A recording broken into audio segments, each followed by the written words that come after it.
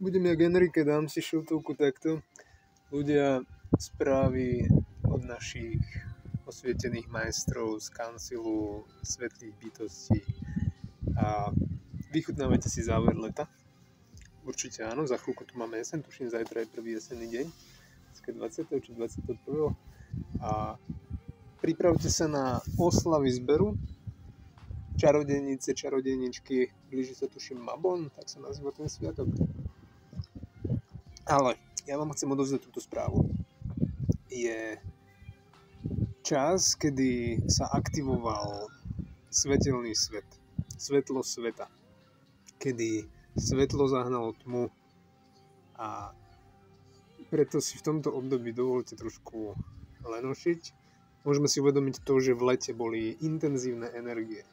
A energie spojené s Matkou Zemou, so zemským elementom, kedy sme všetci cítili pulzovanie, bubny a volania prírody.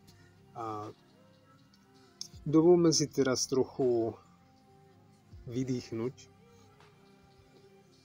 napiť sa dobrého čaju alebo kávy a vychutnať si tie plody. Vhodná je určite meditácia, v prírode len tak si láhnuť na zem, prípadne ešte sa okúpať. To je veľmi príjemné v chladnej vode, schladiť ohnivý element.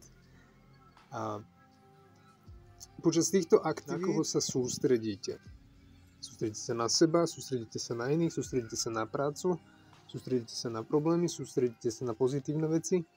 Všimajte si, ako fungujú myšlienky, ako prúdia, akým spôsobom sa formujú.